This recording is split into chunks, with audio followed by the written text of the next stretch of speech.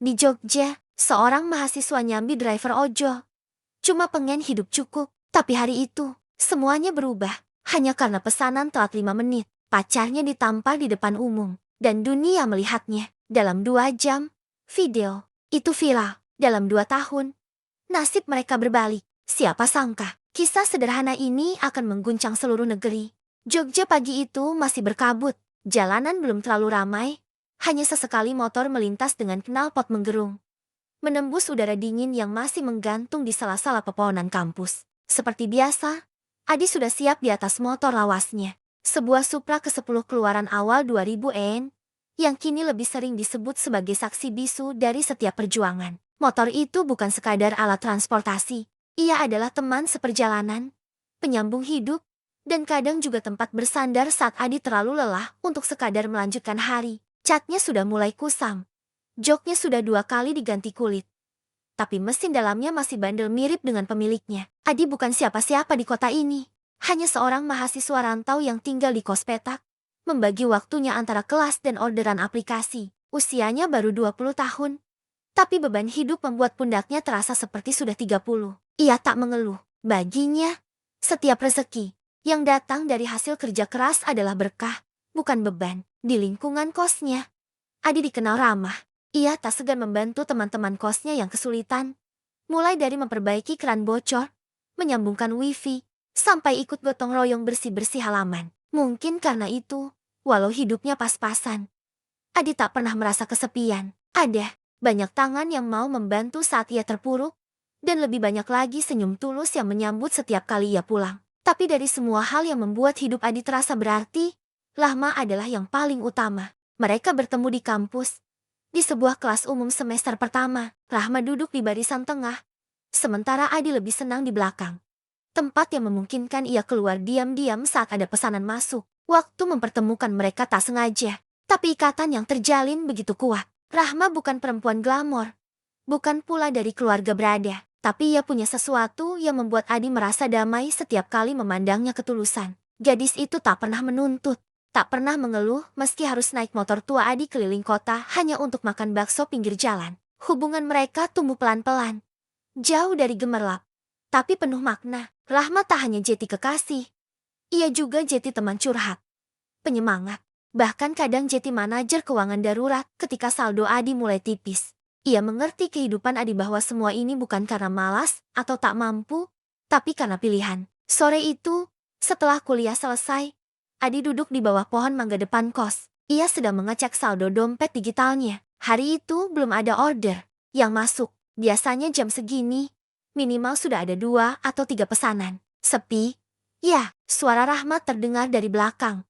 Lembut seperti biasanya. Adi menoleh, tersenyum. Mungkin orang-orang lagi pada masak sendiri. Rahma duduk di sampingnya, menyodorkan sebungkus roti tawar dan sebotol air mineral. Ini buat kamu. Aku tahu kamu belum makan dari tadi. Adi menatap roti itu dengan rasa campur aduk. Bahagia karena diperhatikan, sedih karena tahu Rahma pasti juga berhemat demi bisa berbagi. Kamu juga belum makan, kan? Tanya Adi pelan. Rahma hanya tersenyum, lalu menyandarkan kepala di bahu Adi. Kita bagi 2. Mereka diam, membiarkan waktu berjalan perlahan. Suara kendaraan lewat, obrolan anak kos, dan angin yang menggoyang dedaunan jeti latar musik kehidupan sederhana mereka. Tak ada janji-janji besar, hanya harapan kecil untuk bisa terus bersama. Hari-hari Adi seperti itu. Bangun pagi, kuliah sebentar, lalu narik orderan sampai malam. Kadang dapat bonus, kadang kena cancel.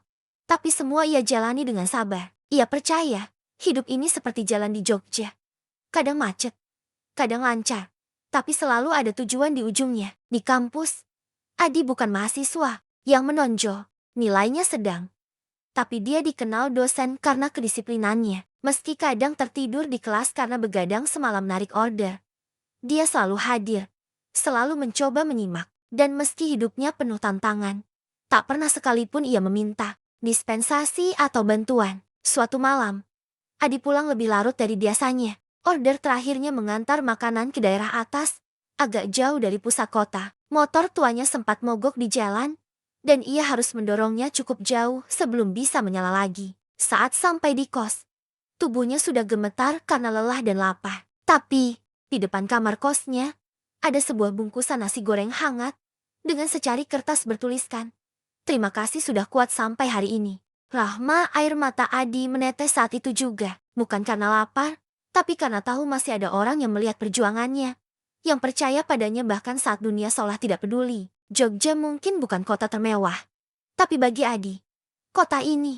adalah tempat di mana ia menemukan arti hidup, tempat di mana perjuangan dan cinta bertemu, tempat di mana kisahnya yang sederhana tapi dalam sedang perlahan ditulis oleh waktu. Dan ia tahu, apapun yang terjadi ke depan, asal Rahma ada di sampingnya, maka semua akan baik-baik saja. Sejak SMA, Adi tahu hidupnya tak akan semudah orang lain. Ia tumbuh di sebuah desa kecil di pinggiran Cilacap. Ayahnya buruh bangunan serabutan, sementara ibunya menjual gorengan di depan rumah demi menyambung hidup. Sejak kecil, Adi sudah paham. Arti dari kata cukup bukan melimpah, bukan kekurangan, hanya cukup untuk makan hari ini dan berharap masih bisa makan besok. Ketika pengumuman SNMPTN keluar dan namanya terpampang sebagai mahasiswa baru di salah satu universitas negeri di Yogyakarta, kedua orang tuanya menangis. Bukan hanya karena bangga, tapi juga cemas bagaimana bisa mereka membiayai anak sulungnya di kota. Tapi Adi punya tekad yang tak bisa ditawar. Ia menolak ketika ayahnya ingin menjual motor satu-satunya di rumah. Dan ia menolak tawaran pamannya untuk bekerja dulu sebelum kuliah. "Aku mau tetap kuliah, Pak. Tapi Adi kerja sendiri aja di sana. Yang penting biaya semester pertama aja dibayarin dulu. Sisanya biar Adi cari sendiri." Begitu katanya di meja makan malam itu. Ayahnya hanya bisa mengangguk sambil memandangi nasi di piringnya yang mulai dingin. Tak ada kata-kata yang cukup untuk menahan atau mendukung karena di dalam hati ada rasa bangga sekaligus takut kehilangan. Dengan uang hasil pinjaman koperasi, Adi berangkat ke Jogja. Di sana ia tinggal di kamar kos sempit berukuran 3 kali 3 meter. Berisi kasur tipis, gantungan baju di pojok, dan meja belajar yang juga berfungsi sebagai tempat makan. Di dinding tergantung satu-satunya warisan dari ibunya, sebuah sapu lidi kecil yang diikat dengan kain merah, buat usir malas. Kata ibunya waktu mengantar Adi ke terminal. Dari minggu pertama kuliah, Adi tahu ritmenya tak bisa sama dengan mahasiswa lain. Teman-temannya masih bisa nongkrong sambil bahas film terbaru, diskusi tugas sambil ngopi di kafe. Adi, dia lebih sering diam-diam keluar kelas kalau aplikasi ojolnya bunyi, atau ngebut ke kampus dari restoran sehabis ngantar pesanan. Motor yang dibawanya adalah motor lama milik ayahnya dulu. Dibawa dari kampung dengan susah payah, butuh waktu 2 hari perjalanan naik truk barang untuk sampai di Jogja. Suaranya berisik, lampunya redup. Tapi bagi Adi, motor itu adalah tulang punggung masa depannya. Ia mulai jadi driver ojol sejak semester 2. Awalnya hanya iseng daftar pakai KTP pinjaman temannya karena belum cukup umur. Tapi begitu merasakan bisa dapat Rp 50, 000 per hari, Adi langsung serius. Ia atur jadwal sedemikian rupa. Pagi kuliah, siang sampai malam narik, malam lanjut ngerjain tugas. Teman-teman kosnya heran. Bahkan ada yang sempat meremehkan. "Ngapain sih? Di kuliah itu waktunya cari relasi, bukan capek-capekan cari duit," kata seorang teman yang sering nongkrong sampai tengah malam. Adi cuma senyum. Ia tahu tidak semua orang bisa paham jalan yang ia pilih, tapi tak semua teman memandang remeh. Salah satunya Rahma. Pertama kali Adi mengantar Rahma pulang kampus, motornya mogok di tengah jalan. Mereka berdua harus mendorong motor sambil diteriaki angkot dari belakang. Tapi bukannya marah, Rahma justru tertawa sepanjang jalan, menyanyikan lagu-lagu aneh dan mengajak Adi berandai-andai. "Waktu kita sukses nanti, kita bakal beli motor baru ya, tapi Supra ini jangan dijual. Biar kita simpan sebagai pengingat bahwa kita pernah dorong-dorongan kayak gini," kata Rahma sambil mengusap keringat di dahinya. Adi tak pernah melupakan kalimat itu. Sejak saat itu, Rahma jadi bagian dari perjuangan. Dia membantu Adi mencari titik-titik ramai orderan. Bahkan kadang ikut mengecek rating bintang dari pelanggan. Mereka sering duduk di taman kampus sambil diskusi strategi hemat uang bulanan. Sesekali menghitung-hitung apakah mereka bisa cukup makan hingga akhir bulan tanpa pinjam dari siapapun. Adi juga terbiasa mencatat pengeluaran harian. Ia tahu setiap rupiah harus punya tujuan. Seringkali, ia memilih makan mie instan 3 kali sehari selama seminggu penuh agar bisa beli kuota internet untuk kuliah daring. Rahma pun melakukan hal yang sama bukan karena diminta, tapi karena ia tahu bahwa mereka berada di medan perang yang sama. Namun, perjuangan bukan tanpa goyah. Pernah suatu malam, Adi hampir menyerah. Orderannya sepi, dompet digital kosong, dan ia belum bayar uang kos. Ia sempat berpikir untuk berhenti kuliah dan fokus jadi ojol full time. Tapi malam itu, Rahma datang membawa makanan kecil dan secari kertas. Kalau kamu berhenti, bukan hanya kamu yang rugi, aku juga rugi. Karena aku percaya, suatu hari kamu akan jadi orang hebat. Jangan biarkan aku salah percaya. Kata-kata itu menampar Adi lebih keras daripada semua kesulitan yang pernah ia hadapi. Sejak malam itu, semangatnya kembali menyala. Ia kembali tarik order dengan tekun. Kembali mengejar tugas kuliah dengan serius. Dan kembali menyusun langkah-langkah kecil menuju masa depan yang selama ini hanya bisa ia bayangkan. Bagi Adi, menjadi driver ojol bukan aib. Itu adalah bentuk perlawanan terhadap takdir yang seolah sudah ditetapkan untuk orang-orang sepertinya. Ia tidak ingin menyerah hanya karena lahir dari keluarga sederhana. Ia ingin membuktikan bahwa dengan kerja keras dan cinta yang tulus, segala hal mungkin dicapai meski jalannya lebih panjang dan berliku. Dan dari balik helmnya yang sudah lecet, di antara panasnya aspal Jogja dan hujan yang sering tiba-tiba datang, Adi terus melaju. Karena baginya, setiap kilometer yang ia tempuh hari, ini adalah pondasi dari kehidupan yang ingin ia bangun besok. Langit Jogja pagi itu tampak mendung sejak subuh. Angin bertiup pelan, membawa hawa lembab yang terasa aneh di kulit. Biasanya, cuaca seperti ini membuat orang enggan keluar rumah. Tapi bagi Adi, tak ada pilihan. Hujan atau terik, motor tua itu tetap harus dinyalakan. Orderan tetap harus diantar. Pagi itu dia bangun lebih awal dari biasanya. Di grup kampus ada pengumuman tugas kelompok yang akan dikumpulkan minggu depan. Ia sempat panik, lalu merogoh sakunya untuk memastikan kuota internetnya masih cukup untuk unduh file referensi. Untung saja masih ada sisa 500 MB. Cukup, asal dipakai hemat. Selesai salat subuh, ia sempat menyapu halaman kos, lalu mencuci motor sebentar. Entah kenapa, ada perasaan tak nyaman sejak tadi malam. Seperti ada sesuatu yang akan terjadi. Tapi belum bisa ditebak bentuknya. Tapi Adi tak ambil pusing. Perasaan semacam itu bukan hal baru. Ia sudah terbiasa mengabaikan firasat demi bisa fokus pada tugas hariannya. Bertahan hidup. Setelah sarapan seadanya, ia membuka aplikasinya dan mulai online. Pesanan pertama masuk 15 menit kemudian. Makanan dari sebuah restoran ayam geprek di Jalan Kaliurang untuk diantar ke sebuah rumah kos di daerah Pogung. Lokasinya tak jauh. Ia tersenyum, mengencangkan helm, dan menyalakan motor. Rahma, yang sedang libur kuliah, muncul dari balik gerbang kos dengan jaket lusuh dan senyum lebar. Aku ikut. Ya, katanya ringan. Adi sempat ingin menolak, karena cuaca terlihat makin gelap. Tapi melihat wajah Rahma yang tampak semangat, ia mengangguk. Tapi jangan rewel kalau kehujanan. Aku bawa jas hujan.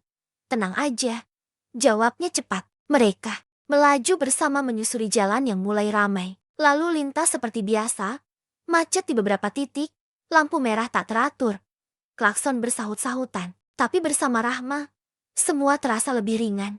Mereka sempat bercanda di lampu merah, bahkan tertawa melihat pengendara lain yang salah jalur dan dimarahi polisi. Namun, sesampainya di restoran tujuan, mereka langsung disambut pemandangan yang tak menyenangkan. Antrean mengular hingga keluar. Tampaknya sistem pemesanan online kacau pagi itu. Ditambah dengan beberapa karyawan yang tidak masuk karena sakit. Adi masuk ke dalam, mencoba menanyakan pesanan atas nama Dennis. Resepsionis hanya mengangkat tangan, menyuruhnya menunggu. Sudah antre 15 orang sebelumnya, misa lama, katanya tanpa melihat wajah Adi. Rahma menepuk bahu Adi. Sabar ya, mungkin ini ujiannya. Adi mengangguk pelan. Ia duduk di pojok, memegangi helm sambil menatap layar ponselnya. Waktu terus berjalan. 15 menit, 20, 30. Pesanan belum juga keluar. Ketika akhirnya pesanan itu siap, waktu sudah menunjukkan hampir 1 jam sejak ia menerima order. Ayo, kita antar sekarang. Mungkin kalau cepat, dia nggak bakal marah, kata Rahma mencoba menenangkan. Namun, kenyataan di jalan tak seperti harapan. Hujan turun mendadak, mengguyur mereka habis-habisan. Mereka terpaksa berhenti sejenak di bawah jembatan layang, menunggu hujan reda sambil mengenakan jas hujan tipis. Motor Adi sempat mogok lagi karena genangan air di karburator. Gila, beneran. Sial hari ini, Adi mengeluh sambil memukul stang motor pelan. Rahma memegang tangannya. Gak apa-apa, pelan-pelan aja, kita masih bisa sampai. Setelah motor menyala kembali, mereka langsung tancap gas. Waktu terus berjalan, dan hati Adi makin gelisah. Ia tahu bahwa pelanggan bisa memberikan bintang 1, bahkan melapor ke pusat kalau pesanan telat. Tapi dalam hati, ia masih berharap orang yang memesan bisa memahami kondisi. Sayangnya, dunia tak selalu ramah pada orang yang berharap. Mereka sampai di tujuan hampir 50 menit sejak pesanan seharusnya diterima. Sebuah rumah kos mewah bertingkat di daerah Babarsari. Dari depan rumah, seorang pria berpenampilan mencolok sudah menunggu. Kaos ketat dengan logo kapal, rambut disisir klimis, dan jam tangan mencolok di pergelangan. "Mas Adi ya?" Suaranya keras dan penuh nada merendahkan. "Iya, maaf banget mas. Tadi restoran telat 50 menit. Ngerti gak? 50 menit. Pria itu langsung membentak tanpa memberi ruang bicara. "Saya ini orang pelayaran. Tahu, waktu itu berharga. Saya udah males makan ini." Adi mencoba menjelaskan. Suaranya tenang walau ada gemuruh dalam dadanya. Tadi restoran antre panjang, dan sempat hujan besar di jalan. Belum sempat kalimatnya selesai, pria itu merampas plastik makanan dari tangan Adi dan melemparnya ke tanah. Makanan tercecer di depan pagar rumah. Kotak nasi terbuka, lauk berhamburan, dan aroma minyak goreng memenuhi udara basah. Rahma tak tahan. Ia maju selangkah, berdiri sejajar dengan Adi. "Mas, ini bukan salah Adi. Kami udah berusaha secepat mungkin. Jangan seenaknya gitu." Namun, reaksi Dennis justru lebih kejam. Dengan cepat, ia meraih rambut Rahma dan menjambaknya kasar, sebelum tangan kanannya melayang menampar pipi Rahma hingga ia terhuyung mundur. Adi membeku. Dunia seakan berhenti berdetak. Dalam sepersekian detik, yang ia rasakan hanya kemarahan yang membakar ubun-ubun. Tapi sebelum ia sempat bergerak, Rahma menahan lengannya. "Jangan, aku rekam tadi semua," bisiknya sambil menunjukkan kamera ponsel di tangannya yang gemetar. Dennis menyadari itu. Wajahnya berubah, tapi ia mencoba bersikap tenang. "Rekam aja, biar kamu tahu rasanya dilawan sama orang yang punya koneksi." Tanpa berkata apa-apa lagi, Adi mengajak Rahma pergi. Hujan masih turun deras. Motor mereka menyusuri jalanan kota Jogja yang basah, tanpa tawa, tanpa obrolan. Di pipi Rahma masih ada bekas merah, dan di hati Adi, perihnya tak bisa digambarkan dengan kata-kata. Tapi dari kamera kecil di tangan Rahma, mereka membawa sesuatu yang lebih besar dari sekadar luka. Kebenaran. Dan dalam dunia yang penuh suara digital, kebenaran yang direkam bisa jadi senjata paling mematikan. Setelah kejadian itu, malam di Jogja terasa lebih sunyi dari biasanya. Meski hujan telah reda, langit tetap gelap tanpa bintang. Di kamar kos, Rahma duduk di ujung kasur sambil memegangi pipinya yang masih merah. Matanya sembab, tapi ia menolak.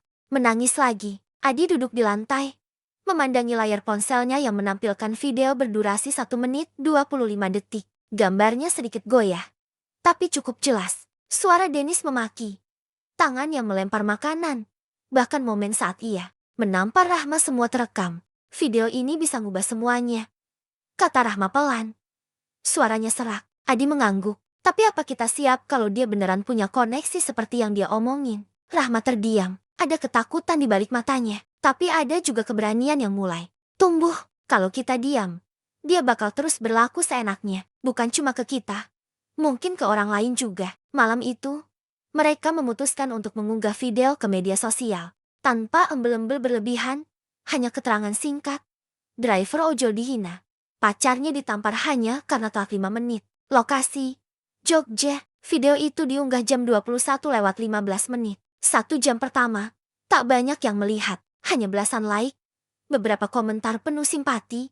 Tapi ketika salah satu akun komunitas ojol regional membagikan video tersebut, segalanya berubah.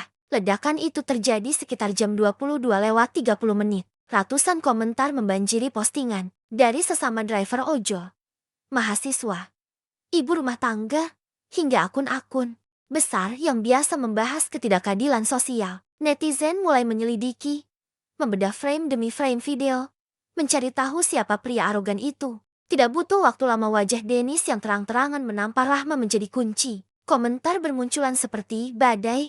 Laki-laki macam apa yang tega mukul perempuan? Ngaku kerja pelayaran, padahal cuma petugas cleaning service pelabuhan. Orang-orang kayak gini harus dikasih pelajaran. Ternyata, Dennis bukanlah siapa-siapa seperti yang ia klaim. Seseorang menemukan data dirinya di grup alumni SMA.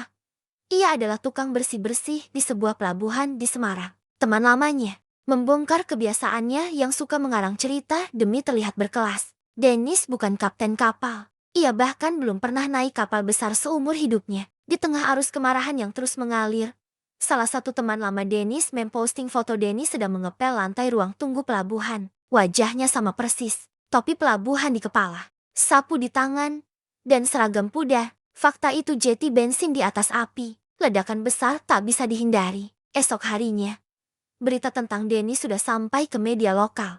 Judulnya mengundang perhatian. Driver ojol ditampar pelanggan. Fakta mengejutkan terkuak. Ngaku pegawai pelayaran. Ternyata tukang bersih-bersih. Adi dan Rahma hanya bisa terpaku melihat semua ini berkembang dengan cepat. Pagi itu, HP Adi terus berbunyi.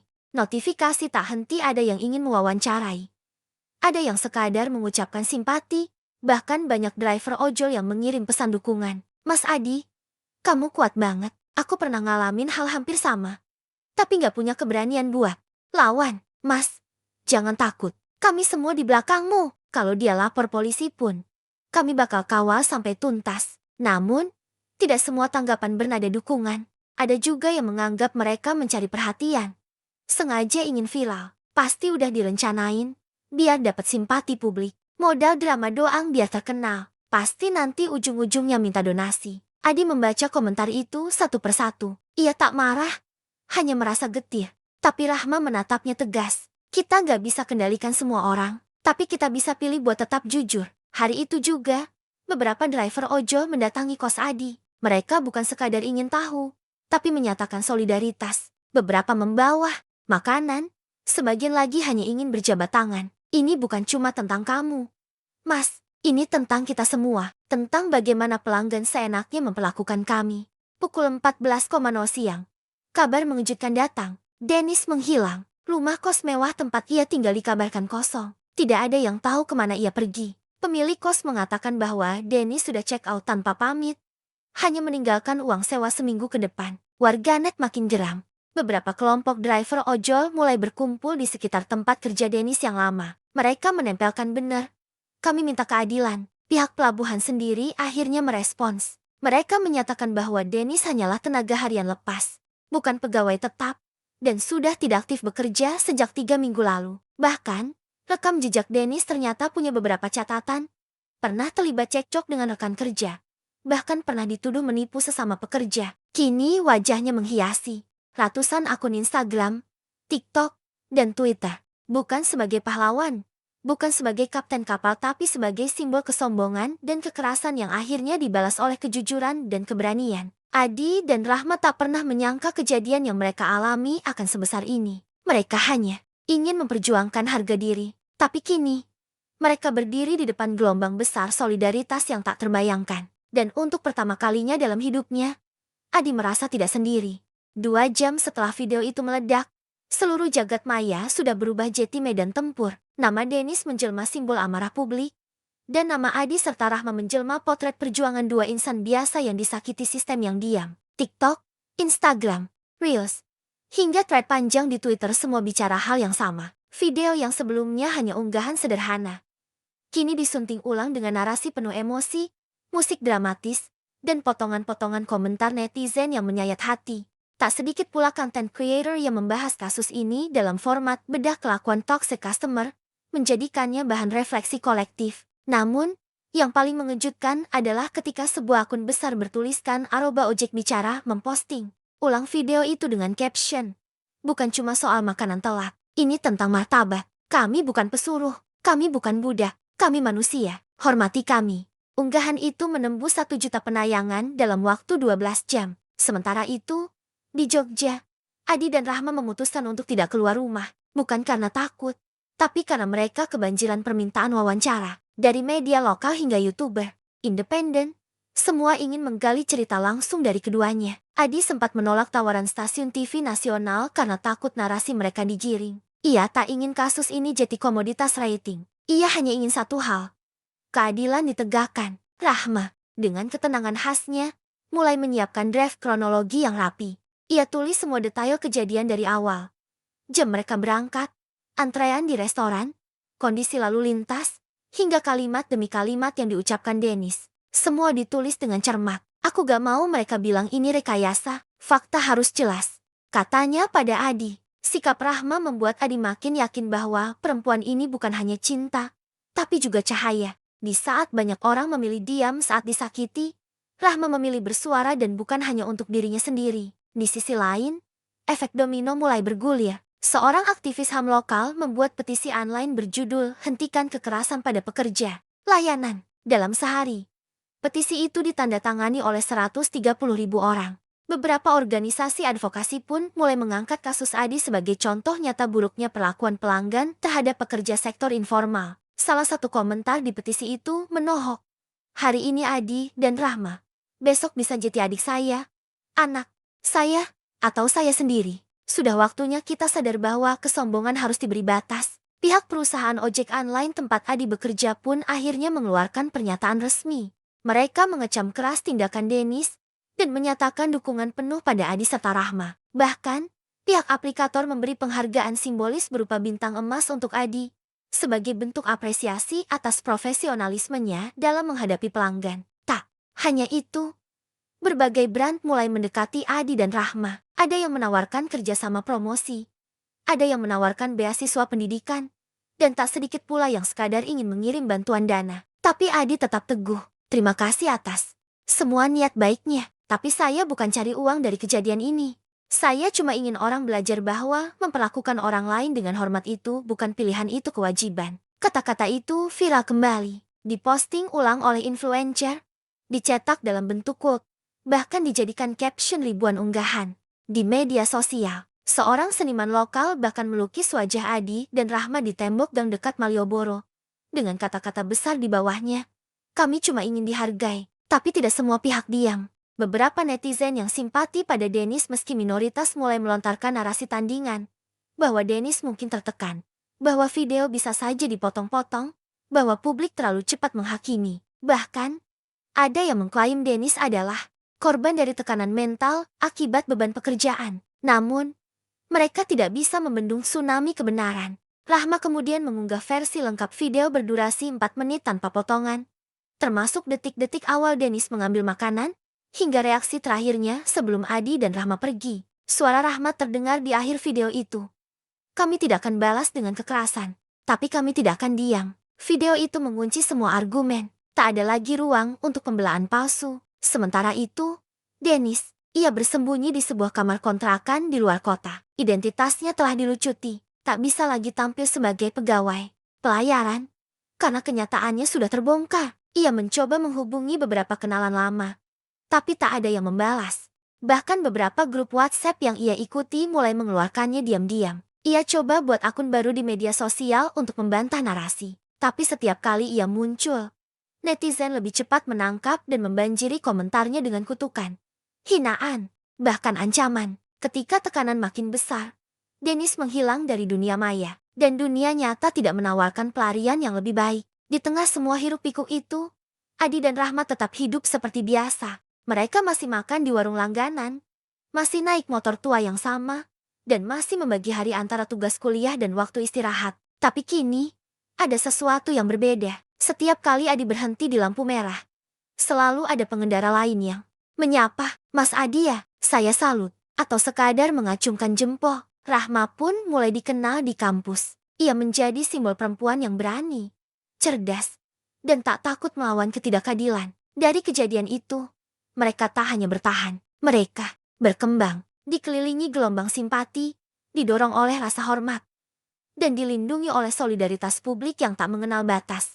Dennis sebelumnya hanya dikenal dari video singkat yang memperlihatkannya sebagai pria kasar dan angkuh, kini berada di bawah sorotan publik yang menyilaukan. Namun berbeda dari cahaya panggung, sorotan ini dingin, menelanjangi setiap kepalsuan yang selama ini ia bangun. Di media sosial, warganet tidak sekadar mengutuk, mereka menelusuri. Digital detektif bermunculan dari mana-mana. Beberapa menyisir akun Facebook lama Dennis, menggali dari arsip komentar hingga foto-foto lawas. Dan perlahan, potongan pasal itu tersusun. Dennis bukan pegawai pelayaran, ia memang bekerja di pelabuhan, tapi hanya sebagai tenaga cleaning service harian.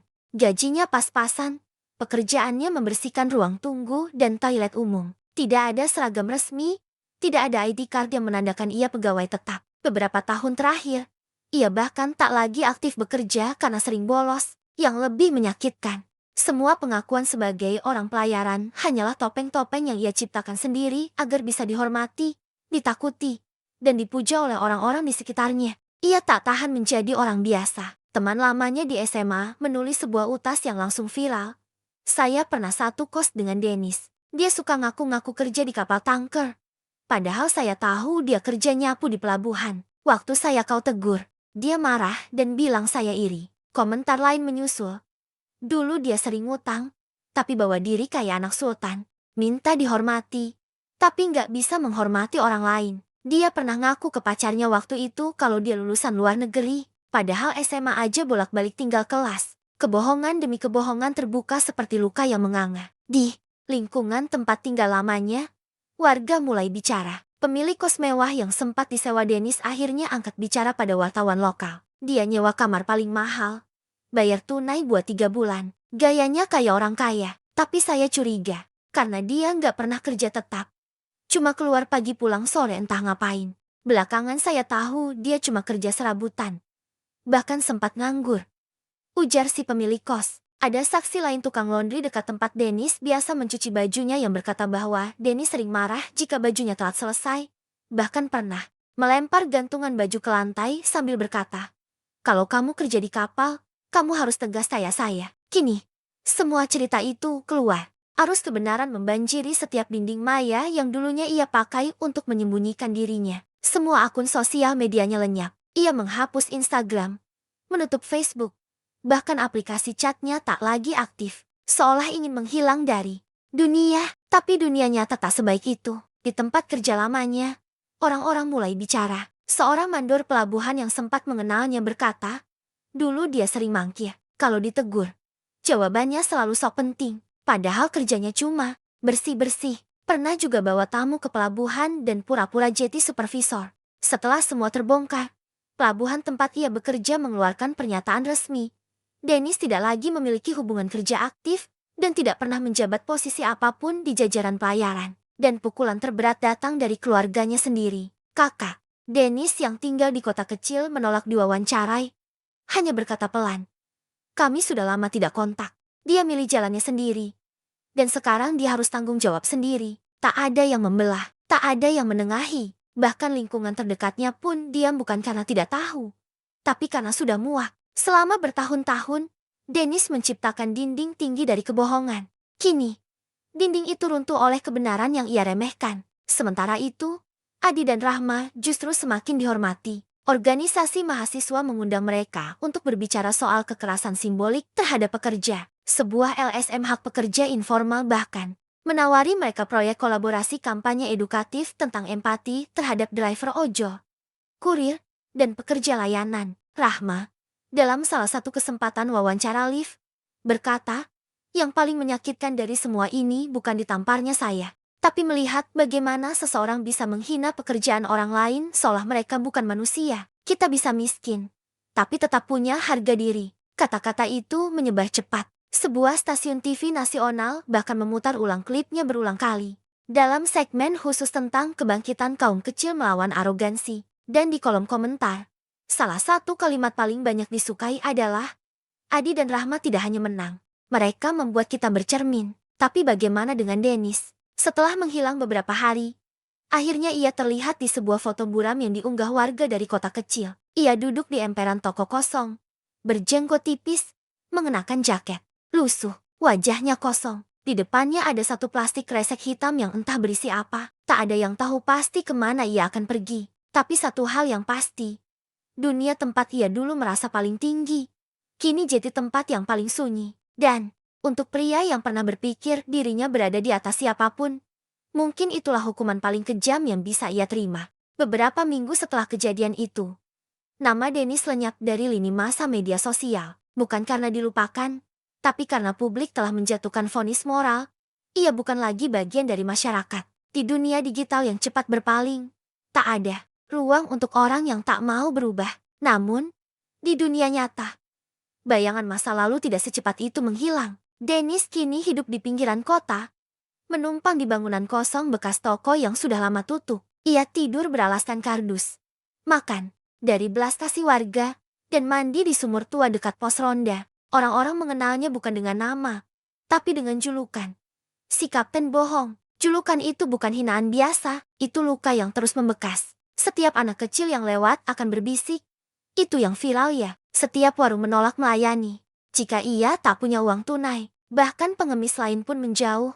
Seakan takut reputasi Dennis ikut menular. Ironis, dulu ia hidup dengan kebohongan demi terlihat lebih tinggi dari orang lain. Sekarang, bahkan jadi orang biasa pun ia tak bisa. Sementara itu, hidup Adi dan Rahma berjalan tanpa sorotan berlebihan. Mereka menolak banyak undangan wawancara, menolak dijadikan influencer dadakan, dan memilih kembali ke rutinitas.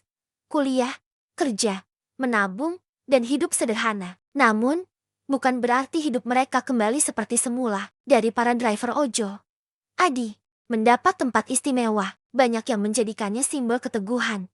Bahkan sering minta foto saat bertemu di jalan. Ada pula yang menghadiahinya jaket baru bertuliskan, "Ojol berani jujur hebat." Tapi Adi tetap rendah hati. Ia tak ingin menjadi tokoh. Ia hanya ingin dihormati karena sikap, bukan karena popularitas sesaat. Pada suatu siang yang tak terduga, Adi menerima pesan anonim dari seseorang yang mengaku sebagai mantan teman Dennis. Isinya singkat. Dia sekarang tinggal di bangunan tua, dekat SPBU arah selatan. Gak punya siapa-siapa. Kalau bisa, jangan benci dia terus. Dia udah kalah. Pesan itu membuat Adi termenung lama. Malamnya, ia duduk di pelataran kos, memandangi langit yang penuh bintang. Di sebelahnya, Rahma duduk dengan segelas teh hangat, mengusap bekas luka emosional yang entah kapan benar-benar hilang. "Kamu mau ke sana?" tanya Rahma pelan. Adi tidak langsung menjawab, tapi dalam hatinya, ia tahu. Ya, 2 hari kemudian, Adi naik motornya menuju arah yang disebutkan dalam pesan. Ia tidak membawa apa-apa kecuali satu kantong plastik berisi makanan dan sebotol air mineral. Hatinya tidak berisi dendam, tapi juga bukan kasihan. Ia hanya ingin tahu, apakah manusia bisa berubah setelah semua ini? Ketika ia sampai, ia melihat sesosok tubuh duduk memeluk lutut di bawah pohon mangga yang kering. Rambut Dennis gondrong tak terurus. Matanya cekung. Kulitnya lebih gelap, dan tangan yang dulu menampar Rahma kini gemetar menahan dingin. Dennis mendongak, dan tatapan mereka bertemu. Mata itu bukan lagi milik pria yang sombong dan meledak-ledak. Mata itu kosong, kalah, seperti cermin yang retak tapi tetap memantulkan sisa bayangan diri. Adi tak berkata apa-apa. Ia hanya meletakkan plastik makanan di dekat Dennis, lalu berbalik. Tapi Dennis bersuara, suara yang lirih dan nyaris tak terdengar. "Maaf, Adi, berhenti. Gue dulu ngerasa harus jadi orang penting, supaya gak diinjak-injak orang. Tapi malah jadi yang injak orang lain. Tak ada pembelaan, tak ada alibi. Hanya 2 kata yang mungkin paling sulit diucapkan oleh orang sepertinya. Gue salah." Adi menoleh. Ia memandangi Dennis cukup lama sebelum berkata, "Saya gak benci kamu, Nis. Tapi saya juga gak bisa lupakan. Yang kamu lakuin ke Rahma, itu bukan cuma salah. Itu menyakiti." Dennis mengangguk, tak berani menatap balik. Adi melanjutkan, "Kalau kamu memang mau berubah, itu urusanmu dengan Tuhan, bukan dengan netizen." Kemudian ia pergi, tanpa kata penutup, tanpa pesan heroik. Saat ia sampai di rumah, Rahma sudah menunggunya. "Gimana?" tanyanya. "Dia gak punya apa-apa sekarang," jawab Adi. Rahma menghela napas panjang. Orang seperti dia gak akan bisa jadi manusia utuh lagi sampai dia maafin dirinya sendiri. Adi hanya mengangguk. Malam itu, mereka duduk berdampingan seperti biasa. Dunia masih gaduh di luar sana. Tapi di ruang kecil itu, 2 hati yang pernah disakiti oleh arogansi kini bisa tersenyum tanpa beban. Karena mereka tahu harga dari kesombongan bukanlah kemiskinan, tapi kehilangan kesempatan untuk dihormati. Dan harga dari ketulusan, itu sesuatu yang bahkan dunia tak bisa beli. 3 bulan telah berlalu sejak dunia maya menjatuhkan hukuman moral pada Dennis. 3 bulan sejak video itu viral dan Adi Rahma menjadi simbol perlawanan terhadap kesewenang-wenangan. Tapi dalam 3 bulan itu pula, keduanya memilih diam. Bukan karena menyerah, tapi karena tahu. Keadilan sejati tumbuh pelan, bukan dari sorakan massa, melainkan dari keteguhan hati. Adi kembali sibuk di kampus. Ia sudah semester akhir, skripsinya hampir selesai, dan ia rajin ke perpustakaan untuk menyusun bab per bab dengan telaten. Dulu, ia sering bekerja sambil mencicil tugas malam-malam. Kadang sampai tertidur di atas keyboard laptop tuanya. Tapi, kini, seorang dosen pembimbing memberinya akses ke ruang kerja khusus. Tak besar, tapi cukup untuk menyelesaikan satu fase penting dalam hidupnya. Sementara Rahma, ia makin giat di komunitas kampus. Ia tak mau dikenal sebagai korban. Ia ingin dikenal sebagai perempuan yang bangkit, berani, dan menyalurkan luka menjadi sesuatu yang berguna. Ia mulai aktif di forum-forum literasi. Bahkan sempat diundang menjadi narasumber tentang kekerasan simbolik dan verbal dalam dunia kerja informal. Salah satu kutipan Rahma jadi bahan diskusi nasional. Perempuan yang melawan bukan berarti membenci, tapi ia ingin didengar. Kutipan itu tersebar di jurnal kampus, di seminar feminis, bahkan di poster dinding kelas. Teman-temannya memandangnya dengan rasa hormat, bukan karena ketenarannya, tapi karena ketegasannya menjaga integritas di tengah riuh simpati. Suatu sore, Adi mendapat undangan dari perusahaan ojek online tempat ia bekerja. Ia agak ragu saat membacanya undangan. Resmi bertanda logo biru, lengkap dengan nama acara. Malam penghargaan Mitra Inspiratif Regional DIY. Rahma menyemangatinya, bahkan membelikannya kemeja bekas yang masih tampak baru. Cuma ini yang sesuai sama kamu, katanya. Tersenyum kecil. Malam itu, di sebuah aula hotel sederhana di selatan Jogja, Adi berdiri di hadapan puluhan orang sesama driver, manajer operasional, perwakilan komunitas pelanggan. Ketika namanya dipanggil, seluruh ruangan berdiri memberi tepuk tangan. Ia menerima piagam penghargaan dan satu amplop beasiswa kuliah penuh hingga lulus. Tapi lebih dari itu, ia menerima sesuatu yang tak bisa diukur dengan uang pengakuan. Saat berdiri di podium kecil, ia hanya mengucap kalimat pendek, "Saya cuma pengen orang kayak saya dihormati. Gak lebih, gak kurang." Suaranya tenang, tapi menggema di hati semua yang mendengar. Setelah acara, seorang laki-laki tua menghampiri Adi. Ia mengenakan jaket lusuh tapi wajahnya penuh wibawa. Ia memperkenalkan diri sebagai pensiunan guru dan mengajak Adi duduk sebentar di kursi taman hotel. "Mas Adi," katanya pelan, "dulu saya juga hidup pas-pasan. Saya juga pernah diremehkan. Tapi saya yakin, setiap orang yang dihina hari ini bisa jadi orang yang dihormati besok asal tetap sabar dan tidak membalas dengan kebencian." Adi mengangguk. Ucapan itu seperti mengunci seluruh perjalanan batinnya. Bukan hanya karena nasihat itu masuk akal, tapi karena ia tahu ia sedang menjalaninya. Beberapa hari kemudian, Adi dan Rahma duduk di pinggir kali Kout. Mereka membawa gorengan dan 2 botol teh dingin. Angin sore menyapu pelan wajah mereka, dan suara keramaian kota mengalun lembut di latar belakang. Rahma memandangi Adi. "Kita nggak punya banyak ya, Di, tapi cukup," jawab Adi. Rahma tersenyum. "Aku nggak tahu orang-orang di luar sana, tapi bagiku, kamu pemenangnya." Adi tak menjawab. Ia hanya menggenggam tangan Rahma erat-erat. Tak butuh kata-kata. Dalam diam, mereka berbagi bahasa paling jujur. Syukur. Namun, dunia tetap berjalan. Di tempat lain, Dennis belum benar-benar pulih.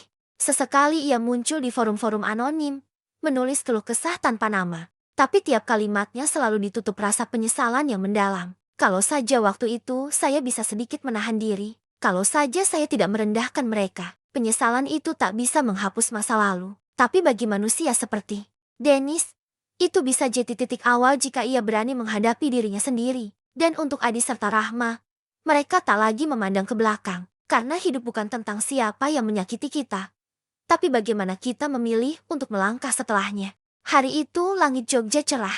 Angin berembus pelan membawa aroma pohon-pohon Kamboja dari taman kampus. Di bawah tenda putih sederhana yang berdiri di tengah lapangan fakultas, kursi-kursi sudah tersusun rapi. Para mahasiswa duduk mengenakan toga. Sebagian sibuk merapikan rambut di balik topi persegi. Sebagian lagi melongo ke arah kerumunan sambil mencari orang tua mereka. Adi duduk di baris keempat dari depan. Toga biru gelapnya masih baru disewa dari koperasi mahasiswa. Di pangkuannya, ada map ijazah kosong nanti baru akan diisi setelah prosesi simbolik selesai. Tapi matanya bukan tertuju ke panggung, melainkan ke sisi kanan lapangan, tempat Rahma berdiri sambil membawa handphone, siap merekam. Mereka memang belum menikah, tapi ikatan mereka tak bisa diukur dari status. Rahma adalah rumah bagi Adi tempatnya. Berpulang setelah segala lelah, tempatnya menyusun kembali serpihan harga diri yang dulu sempat dihancurkan dunia. Ketika namanya dipanggil, Adi maju ke panggung.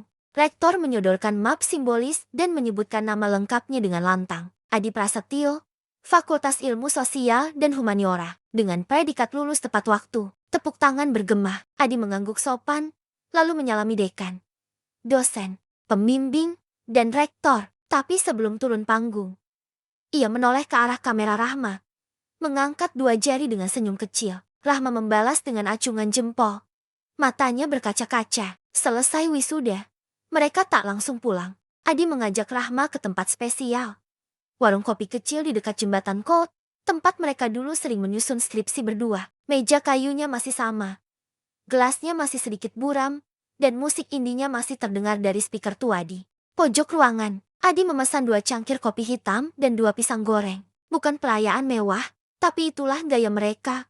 Sederhana, tapi bermakna. Udah lulus, Di, kata Rahma sambil menatap langit-langit warung. Berarti bentar lagi kamu ninggalin jaket hijau itu. Ya, Adi tertawa kecil. Gak tahu. Rah, aku masih belum punya tawaran kerja tetap. Tapi, aku gak takut. Kali ini enggak. Rahma diam, lalu tersenyum. Aku juga enggak. Mereka saling bertatapan. Dalam tatapan itu, ada banyak hal yang tak terucap. Perjalanan yang berat, penghinaan yang pernah mereka telan, kebohongan yang mereka lawan, hingga harapan-harapan kecil yang mereka pelihara di sela-sela kemiskinan. Di tengah obrolan itu, Adi membuka amplop yang ia terima dari pihak kampus. Di dalamnya ada sertifikat penghargaan khusus. Mitra Inspiratif, penerima penghargaan etika profesional muda ke-2025. Adi memandangi tulisan itu lama, sebelum akhirnya berkata, Rah, kamu tahu gak, waktu aku nyetir motor tengah malam buat ngantar pesanan, aku sering nanya ke diri sendiri, kapan ya hidupku berubah? Rahma menatapnya lembut. Dan sekarang, kehidupanku gak berubah banyak, tapi cara pandangku berubah. Dan ternyata itu cukup. Beberapa minggu setelah kelulusan, Adi menerima email dari sebuah LSM yang bergerak di bidang perlindungan pekerja informal. Mereka menawarkan posisi sebagai staf edukasi lapangan, mengurus pelatihan-pelatihan etika layanan dan advokasi hak driver ojek online di daerah DIY. Rahma yang pertama kali membaca isi email itu, ia langsung memeluk Adi sambil berkata, ini jalan kamu. Adi membaca email itu berkali-kali. Ia tahu, ini bukan pekerjaan bergaji besar, tapi ini adalah pekerjaan yang lahir dari luka yang sudah ia ubah jadi kekuatan. Ini bukan sekadar pekerjaan, ini panggilan. Hari-hari mereka kini berjalan lebih tenang. Rahma melanjutkan studinya ke jenjang magister lewat beasiswa kampus. Adi mulai sering tampil sebagai pembicara komunitas, berbagi kisah tentang bagaimana ia pernah dihina, lalu memilih berdiri daripada membalas. Motor tuanya masih setia mereka pakai, sudah karatan di beberapa bagian, tapi justru itu yang membuatnya istimewa. Motor itu saksi perjuangan. Setiap goresan adalah catatan sejarah kecil mereka. Suatu malam, setelah pulang dari sebuah diskusi komunitas, Adi dan Rahma berhenti di bukit kecil tempat melihat Jogja dari kejauhan. Lampu kota berkelap-kelip seperti kunang-kunang yang tak mau mati. Rahma menyandarkan kepalanya di bahu Adi. Kamu bahagia? Adi tak langsung menjawab. Ia memandangi kota yang pernah mempertemukannya dengan penghinaan dan cinta. Lalu ia menjawab, aku gak pernah sekaya sekarang. Bukan uang, tapi pengalaman, luka, dan kamu. Waktu bergulir, dan seperti semua kisah dalam hidup, yang dulu viral kini mulai mengendap di arsip kolektif masyarakat. Nama Dennis tak lagi diperbincangkan. Ia hanyalah catatan kelam yang pernah menampar martabat orang lain, lalu ditinggal oleh dunia yang tak mau lagi mendengar pembelahan kosong. Dennis kini tinggal berpindah-pindah tempat. Ia tidak bisa lama di satu kota karena selalu ada orang yang mengenali wajahnya dari potongan-potongan video lama. Beberapa kali ia mencoba mencari kerja sebagai buruh kasar, tapi tak pernah bertahan lebih dari seminggu. Setiap tatapan orang mengingatkannya, ia bukan korban, ia pelaku. Di sebuah catatan kecil yang ia tulis sendiri pada sobekan kardus, ia pernah menulis, orang bilang saya dibenci karena sombong, tapi yang sebenarnya saya takut jadi orang biasa. Ternyata, jadi biasa itu tidak hina, tapi menjadi hina. Karena ingin terlihat luar biasa, tak ada yang tahu di mana Dennis kini. Tapi cerita tentangnya tetap hidup bukan sebagai tokoh utama, tapi sebagai alasan mengapa orang-orang seperti Adi dan Rahma harus terus bersuara. Sementara itu, Adi dan Rahma tak lagi dikenal sebagai Ojo dan pacarnya yang ditampar.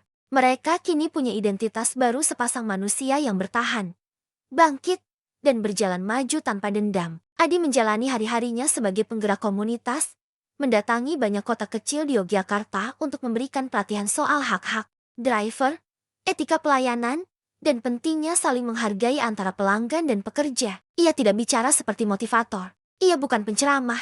Ia hanya bercerita, seperti malam-malam ketika ia duduk berdua dengan Rahma. Menyusun kalimat demi kalimat dari luka yang tak ia sembunyikan. Di akhir tiap sesi, ia selalu berkata hal yang sama. Kalau kamu pernah dihina, jangan buru-buru marah, dengar dulu, lalu pilih. Mau balas dengan amarah? Atau mau tunjukkan siapa kamu sebenarnya lewat tindakan? Rahma, di sisi lain, menulis buku kecil berjudul Catatan dari Jok Motor, kumpulan refleksi dan kisah pendek tentang pengalamannya mendampingi Adi. Buku itu jadi bacaan wajib di beberapa komunitas literasi kampus, bahkan dijadikan referensi skripsi oleh mahasiswa jurusan komunikasi dan sosiologi. Dalam salah satu babnya, ia menulis, aku pernah berpikir hidup itu harus mewah, tapi kemudian aku sadar, yang mewah itu ketika kamu bisa tidur dengan tenang tanpa menyesal karena menyakiti orang lain. Rahma kini menjadi simbol perempuan yang kuat tanpa kehilangan kelembutan. Ia tetap sama, sederhana, hangat, tapi dengan mata yang selalu penuh tekad. Sore itu, 2 tahun sejak peristiwa viral, Adi dan Rahma berdiri di depan rumah kontrakan kecil mereka di pinggiran Sleman. Angin menerbangkan wangi tanah basah setelah hujan. Di tangan Rahma, ada secangkir teh hangat. Di tangan Adi, ada surat pemberitahuan. Ia diterima sebagai staf resmi di Dinas Sosial untuk program advokasi pekerja sektor informal. Bukan pekerjaan besar, tapi bagi Adi, ini seperti naik kelas. Dari yang pernah dihina karena telat 5 menit, kini jadi orang yang mendorong sistem agar lebih adil bagi jutaan pekerja lain. Kamu ingat gak? Waktu itu kamu bilang hidupmu cukup. Tanya Rahma. Ingat, dan sekarang lebih dari cukup.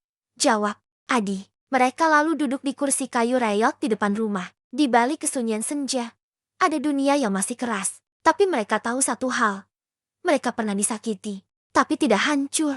Mereka pernah dihina, tapi tidak tumbang. Dan kini, mereka tetap berdiri. Bukan karena mereka kuat sejak awal, tapi karena mereka memutuskan untuk tidak menyerah. Dan mungkin, di kota kecil manapun, selalu ada pasangan seperti mereka yang hidup dengan sederhana, dicibir karena miskin, tapi menyimpan kekuatan paling besar, kebaikan yang tidak pernah lelah melawan keburukan.